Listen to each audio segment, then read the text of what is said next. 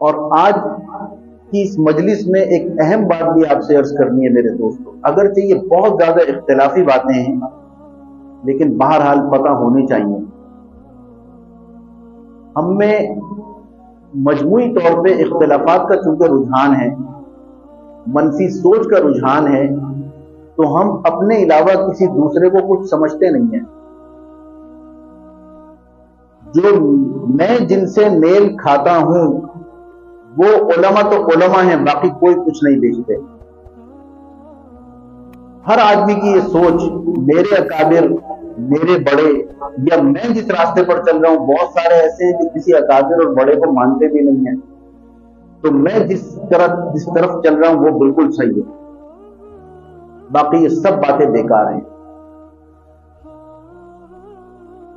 ہم نماز پڑھتے ہیں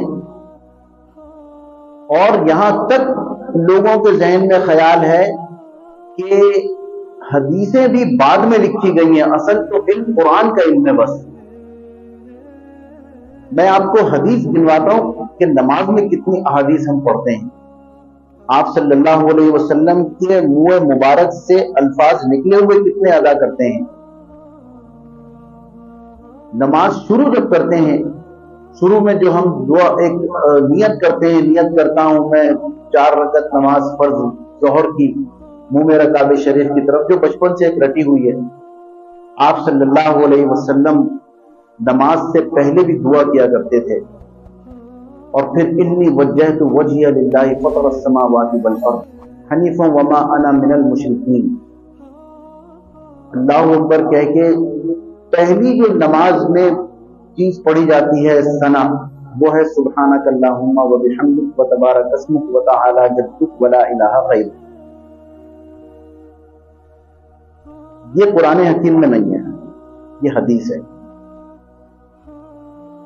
دوسری، رکوع میں جو تسبیح پڑھتے ہیں سبحان ربی العظیم، یہ نہیں ہے قرآن حکیم میں۔ سبحان ربی الاعلی، یہ نہیں ہے۔ بین السجدتین اللہم اغفر لی ورحمنی واجبرنی ورفعنی واہدنی وعافنی وارزقنی، یہ قرآن حکیم میں نہیں ہے، حدیث میں ہے۔ التحیات قرآن حکیم میں نہیں ہے، درود شریف قرآن حکیم میں نہیں ہے۔ کتنی احادیث ہم نماز کے اندر پڑھتے ہیں میرے دوستو۔ بتانے کا مقصد یہ کہ ایسی باتوں سے اجتناب کریں، کہیں ایسا نہ ہو خدا نہ خواستہ۔ دیکھیں، بحث کرنے سے ملے گا کچھ نہیں، یہ تو بات طے ہے بالکل۔ اگر کچھ مل سکتا ہے تو بحث کر لیں، خوب بحث کریں۔ نہ ہم کسی دوسرے کو قائل کر سکتے ہیں، نہ جو ہمارا اپنا عقیدہ ہے نہ اس کو متزلزل۔ اور ہمارا عقیدہ ہے کیا؟ ہمارے عقیدے ہیں 8 عقائد ہیں، بس ان کو پکڑ لیجئے۔ اس میں جو 6 کلمے ہیں وہ عقیدے ہیں ایک مسلمان کے، پھر ایمان مجمل، ایمان مفصل۔ یہ عقیدہ ہر ایک چاہے یاد نہ ہو لیکن یہ دل میں ہونی چاہیے یہ باتیں۔ پھر ہمارا اختلاف یہ ہے کہ رفع دین جائز ہے، اس میں جائز اور ناجائز کا مسئلہ نہیں ہے، اس میں اولا اور غیر اولا کا ہے، یہ افضل ہے نہیں ہے۔ ایک مکتبہ فکر کے نزدیک یہ افضل ہے، دوسرے مکتبہ فکر کے نزدیک ترک رفع دین افضل ہے۔ تو اس پر کوئی حرج نہیں ہے، جو جس پہ عمل کر لے۔ آمین بالجہر کہنے پہ ایک مکتبہ فکر کہتا ہے کہ کہیں، ایک کہتا ہے بالسر ہے، آہستہ کہیں، کوئی حرج نہیں۔ جو آہستہ کہہ رہا ہے وہ بھی ٹھیک ہے، جو زور سے کہہ رہا ہے وہ بھی ٹھیک ہے۔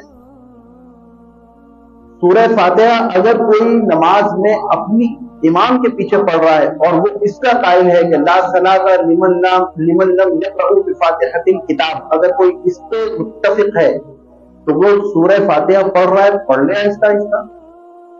ہم قائل کرنے تھوڑی بیٹھے ہیں کسی کو کہ جی آپ پڑھیں اس کو لازمی یا نہیں پڑھیں اس کو، جو جیسا، اس سے کوئی فرق نہیں پڑ رہا ہے، کیونکہ یہ سوال ہوگا نہیں۔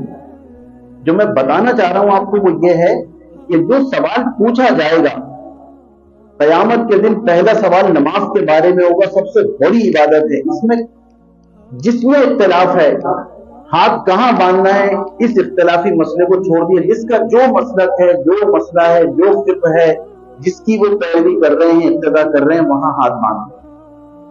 شروع سے ہم دیکھ رہے ہیں کہ یوں ہے، یہ بھی ہے، یہ بھی ہے، کسی طریقے سے بھی ہاتھ باندھ لیں، یہ پوچھا ہی نہیں جائے گا۔